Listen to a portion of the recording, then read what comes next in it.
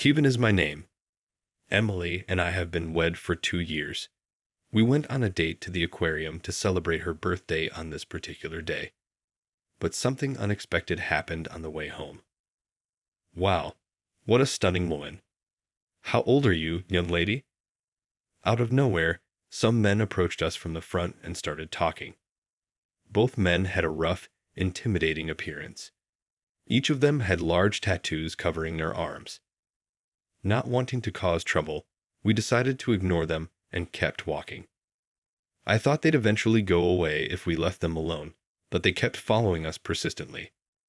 Hey, don't ignore us. Come on, we know you can hear us. Suddenly, the man with black hair grabbed Emily's arm. She showed her irritation as we were forced to stop. Excuse me, but you're being really annoying, she said sharply. Can you just leave us alone already? Emily, undaunted, spoke firmly to the men. I hoped this would calm them down, but it had the opposite effect. Oh, so you're a feisty one, huh? I really like strong-willed women, and if they're as beautiful as you, it's perfect. The men stared at my wife in a way that made my skin crawl.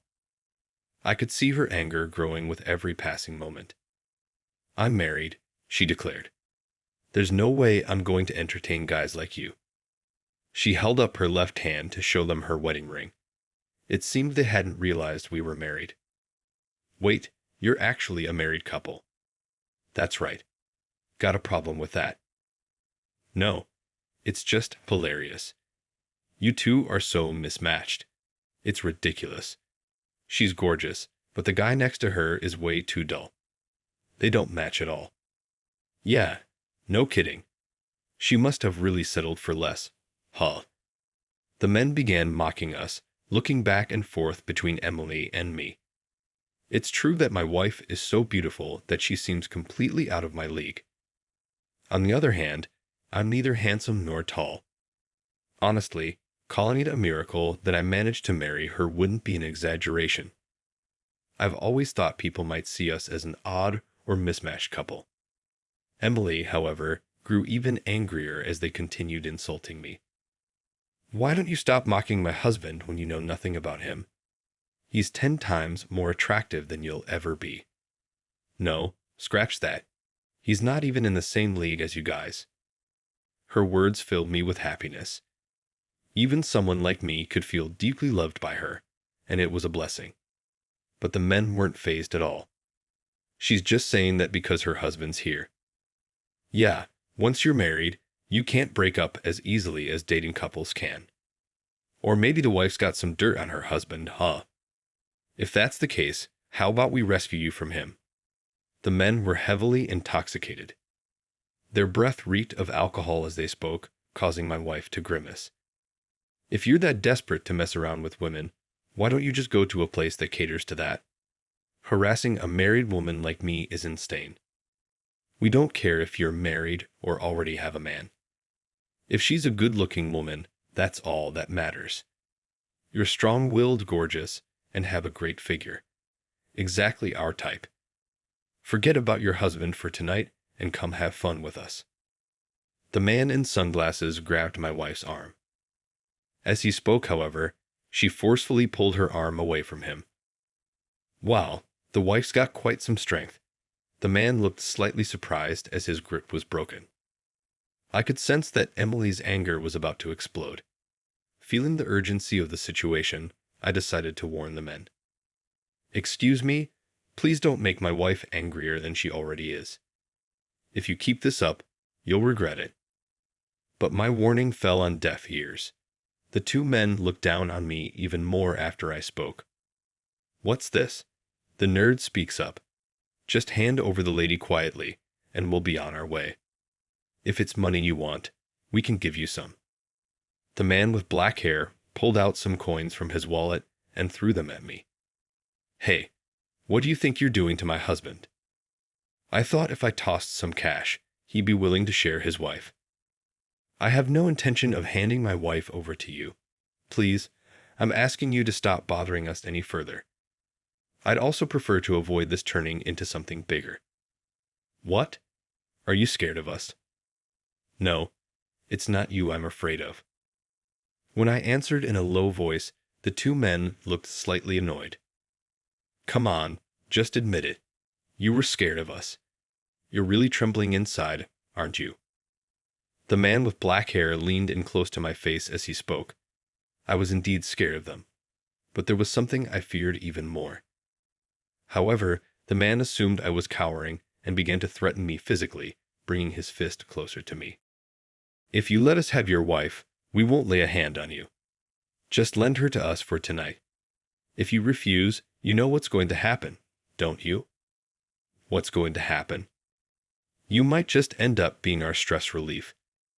We haven't had the chance to really cut loose and cause some chaos lately. Stop saying such ridiculous things. If you touch my husband, I won't let you get away with it. And what exactly can you do? Don't you realize we're gangs?" The word gang made my wife react strongly. I had already suspected they were rough characters, but learning they were gang members genuinely shocked me as well. "Are you guys really gang members?" "That's right. We're gang. From the Great Dragon Gang Group." "Great Dragon Gang Group, huh?" My wife murmured softly. "Hey, does the wife know about the Great Dragon Gang Group?" "Of course. They're a well-known gang in this area." "Really? Looks like we've made a name for ourselves." The men, oblivious to the reality of the situation, spoke with smug satisfaction. Their confidence would only last for so long, however. After revealing they were gang members, they became even more arrogant.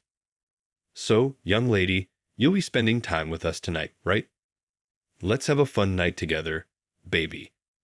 We'll cover the entire hotel bill. No problem. In return, you just need to give us the best service imaginable."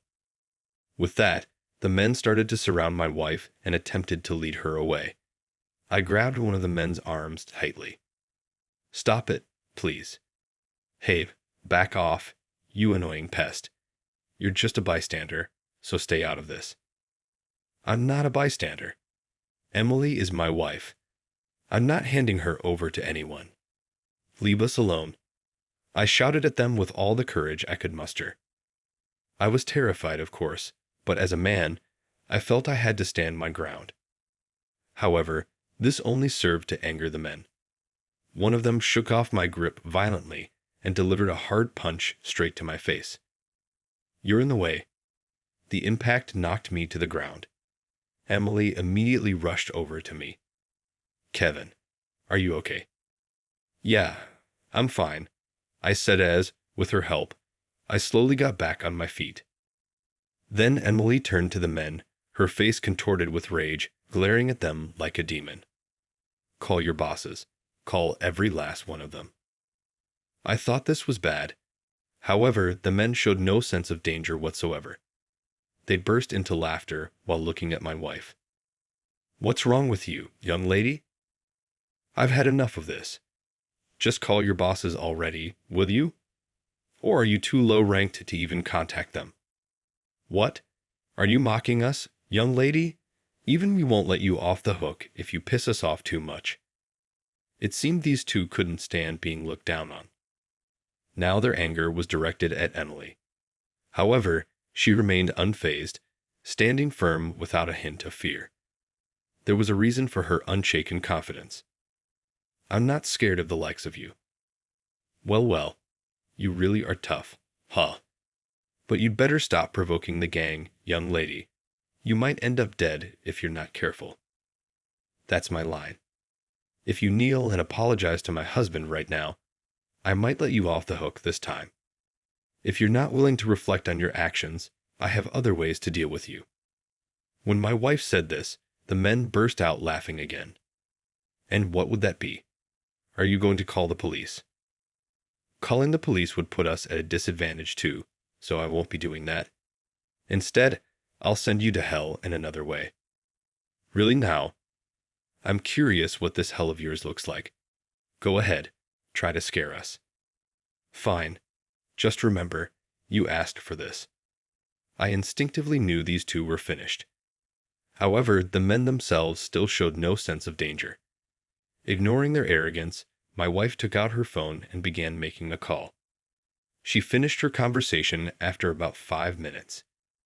After hanging up, she turned to the men with a confident, almost wicked smile. Your hell is about to begin. Make sure you don't run away. Okay. What? Who did you call?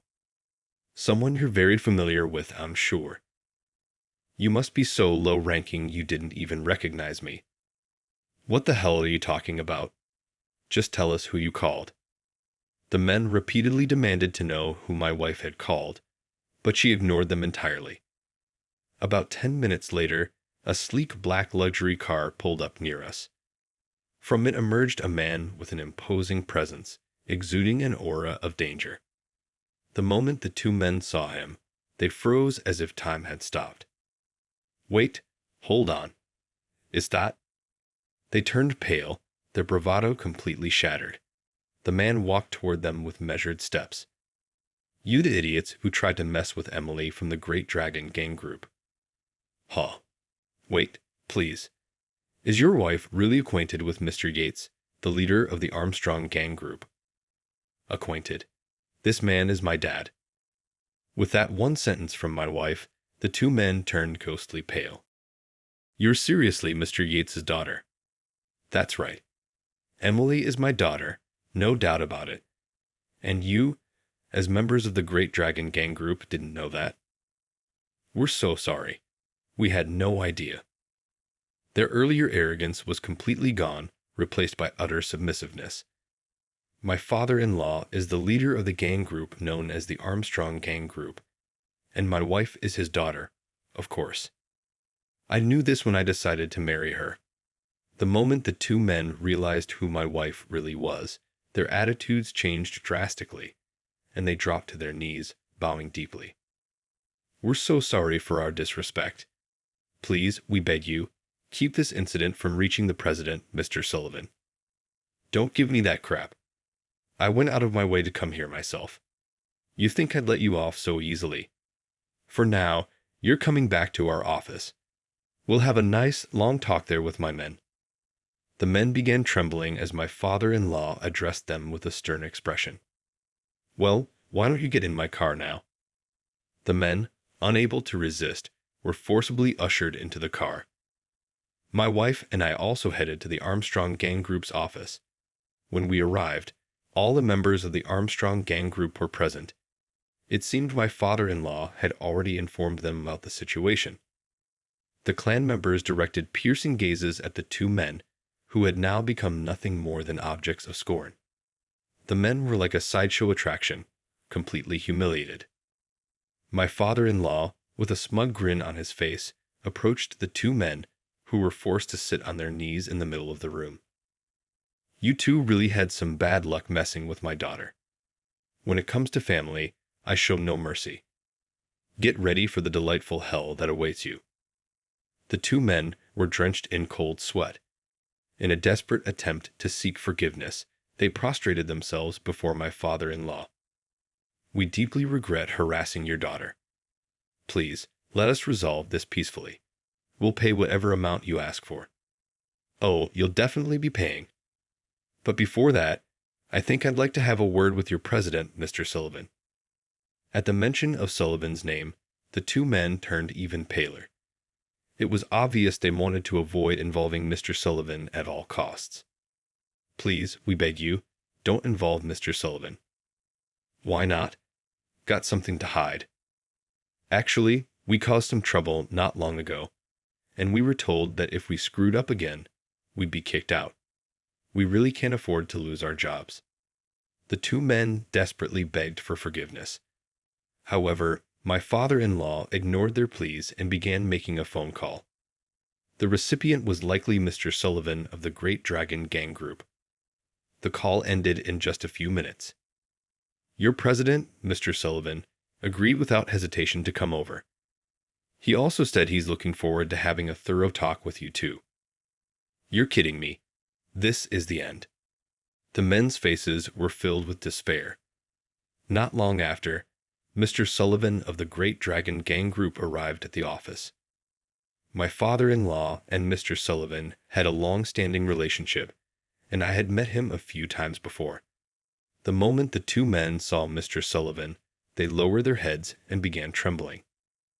Mr. Sullivan briskly approached them, where they knelt. "We're sorry. We didn't realize she was the daughter of the Armstrong gang group's leader." "That doesn't matter. The fact remains that you caused trouble for someone connected to the Armstrong gang group, doesn't it? Did you at least apologize properly?" "Yes, we did, but they wouldn't forgive us." "Of course not. You tried to insult the family of someone as important as leader Mr. Yates." Mr. Sullivan then walked over to stand before Emily and me. He offered a sincere and respectful apology. "I sincerely apologize for my idiots causing trouble during your outing, and An's birthday, no less. Of course, neither my wife nor I had any intention of blaming Mr. Sullivan. We were grateful to him for how well he had treated us as a couple, and we owed him a lot. Mr. Sullivan, please raise your head. The ones at fault here are these two. You don't need to worry about it. Of course, they will take full responsibility for their actions. Yes, I fully intend to punish these idiots, so don't worry." Afterward, Mr. Sullivan bowed to my father-in-law as well, apologizing for the trouble caused by his men. However, it was clear that my father-in-law hadn't summoned him to berate him. Once the formalities were over, Mr. Sullivan turned back to the two men. His expression was icy cold as he addressed them. "You're both fired as of today." "Fired? And I'm not letting you off that easily. As punishment for causing trouble with the Armstrong gang group, you'll also pay a fine of $1 million. $1 million? We don't have that kind of money. That's insane. You already stole money from the group not long ago, didn't you? Before that, you extorted civilians and ended up drawing police attention. This $1 million includes compensation for all the trouble you've caused up until now. You two can work together and pay the fine to me. Got it?" The men sat in stunned silence at the impossibly large amount. "I admit we've caused trouble for the Great Dragon Gang group, but $1 million is just unrealistic, Mr. Sullivan. You know we don't have that kind of money." "That's not my problem. What I say is final. This is absurd. It's your own fault, isn't it? If you complain any further, I can make it $2 million. Please don't do that." The two were low-ranking gang members who had taken advantage of their status to commit countless misdeeds. It was clear that Mr. Sullivan was fed up with their behavior. In fact, it seemed he had already planned to fire them even before this incident. Realizing they were cornered, the two men tried to slip away when no one was looking. However, they were immediately subdued by my wife. "Where do you think you're going?" The men stared in shock at her strength. At this point, my father-in-law spoke up. "Looks like we'll have to start by breaking that cocky attitude of yours. Trying to run away while we're watching. That takes some guts. We're sorry. It was just an impulse. For now, we'll fix your attitude ourselves. What are you going to do to us? What do you think? We're a gang, so it's got to be that." With that, my father-in-law gave orders to a nearby senior member. "Beat them up for 30 minutes right here." Of course, he had the entire Armstrong gang group join in. The gang members nodded firmly in agreement. Meanwhile, the two men turned pale with fear. "Please wait. We're sorry for trying to run. Just spare us from the violence. We beg you. Getting beaten by the entire Armstrong gang group would completely drain us. Scared of violence, even though you're gang? Don't make me laugh. You've beaten plenty of people for no reason, haven't you? Think of this as payback on their behalf." Despite desperately begging for mercy, the two men were ignored by my father-in-law, who instructed the gang members to beat them up on the spot. Following his orders, the gang members began pummeling the two. By the time the promised 30 minutes had passed, the men were in a pitiful state. Their faces were swollen and red, their eyes half open. The two men were barely able to catch their breath. My father-in-law approached them with a smug grin. "Have you learned your lesson yet? Sorry. Please, no more. We can't take it." The two men trembled violently as they looked at him. My father-in-law is a legendary gang leader, known for having taken down numerous organizations in the past. If he were to hit them seriously, it could very well cost them their lives. It was clear that the two men were utterly terrified of him. "Relax," he said. "I don't waste my time with petty fights. I won't lay a hand on you myself. Instead, you'll pay for your sins with money." "What? On top of the $1 million demanded by Mr. Sullivan, I'm personally charging you $100,000 in damages. You don't have to pay it all at once, just pay me $10,000 a month." $110,000 a month. The two turned pale at the figure my father-in-law had presented. Then, the man with black hair hesitantly revealed something. "Actually, we also have about $50,000 in debt to a loan shark. We're already drowning in repayments, so coming up with more money is impossible." "So you're saying you can't pay the $1 million either?" "Yes." "And why did you borrow money in the first place?" The two men fell silent in response to my father-in-law's question. From their expressions, it was clear they didn't want to talk about it. "If you don't want to talk, that's fine, but you'll still pay, no matter what. That includes the $1 million Mr. Sullivan is demanding." "Wait. That much money will leave us in debt for the rest of our lives. Please, can't you reduce the amount somehow?" The two men bowed deeply to my father-in-law and Mr. Sullivan, pleading for leniency. After a moment of silence, my wife offered a suggestion. "Then how about this? If they can beat me in a challenge, the debt will be forgiven, if Dad and Mr. Sullivan agree. I wouldn't mind giving them a chance. That's an interesting idea." My father-in-law said, "I have no problem with it, and honestly, I don't see Emily losing." Both my father-in-law and Mr. C quickly agreed to the proposal. The two men looked at them in shock. "Are you serious? If we win, the debt is erased. Only if you win. So, what do you say? Want to take on Emily in a challenge? We're fine with it being 2 against 1. I don't have even the slightest intention of losing to you two." In that case, the two men, oblivious to what was coming, suddenly brightened up. "We'll take the challenge." "Are you really okay with it being 2 against 1? "I don't mind at all. Whether it's 1 or 2 of you, it doesn't make much difference to me." And so, the two agreed to a 2-on-1 challenge against my wife. They seemed confident that they could win, saying, "Since it'd be shameful for us to strike first, feel free to come at us." One of them taunted. It was clear they completely underestimated her. However, they were met with a single, powerful punch from my wife, which sent them sprawling to the ground. Despite getting up several times to fight back, not a single one of their punches landed, and they ultimately lost. Lying defeated, they stared at my wife in disbelief. "How can you be that strong? There's no way you're just a normal woman." You shouldn't underestimate someone just because they're a woman. Back in the day, I was called the legendary boss of an all-female biker gang. I was known for being unbeatable.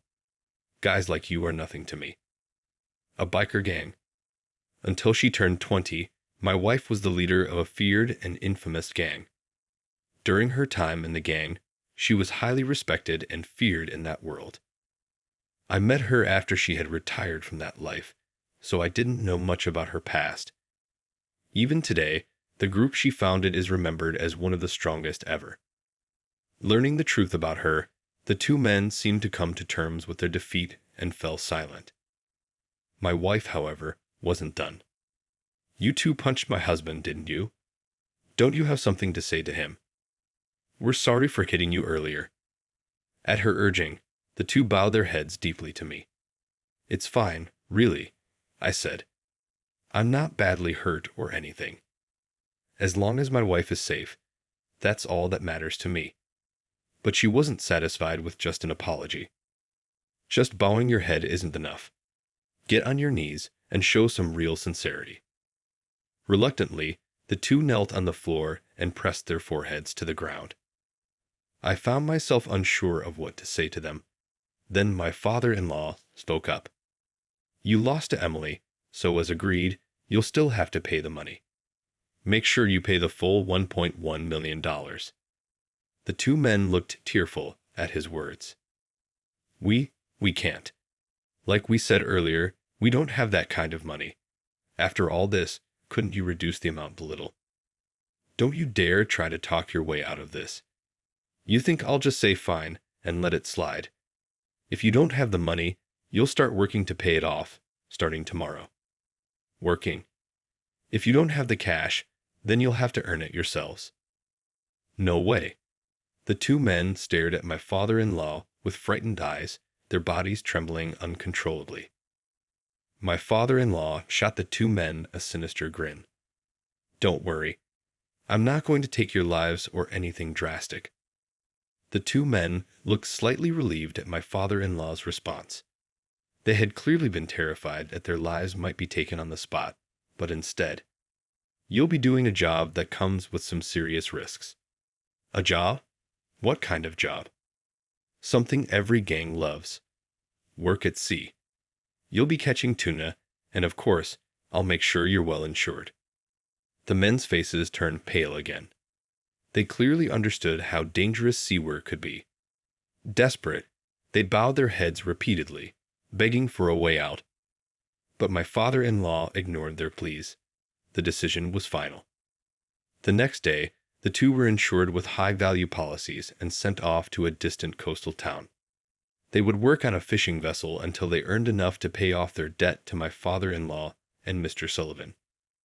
However, working at sea is no joke. It's a life-threatening job. I'd heard that others from the Armstrong gang group had been sent to the boats as punishment, and some had gone missing within a month. While the job could earn them the money they owed, the danger was just as real. This, however, was the result of their own actions. I felt a tinge of pity, but ultimately, it was their own fault. Although the matter was settled for now, I couldn't shake the feeling of unease. You look down. What's on your mind? I was just thinking. I wish I could be a more dependable, manly husband for you. The other day, you were the one who had to protect me. I felt like I wasn't cool enough. I hated feeling weak. Having a strong and amazing wife only made me feel that way even more. Kevin, you're already manly and cool, she said. You tried so hard to protect me the other day. It made me so happy. She said this with flushed cheeks and a warm smile. Her words lifted a heavy burden from my heart. Then, looking directly into my eyes, she continued. You're ideal the way you are, Kevin. I adore your generosity and your unwavering concern for other people. You should concentrate on highlighting your unique strengths because everyone has them. Just so you know, I adore you just the way you are. I was incredibly thankful to have married her at that precise moment. I committed to doing everything in my power to make my amazing wife as happy as she could be.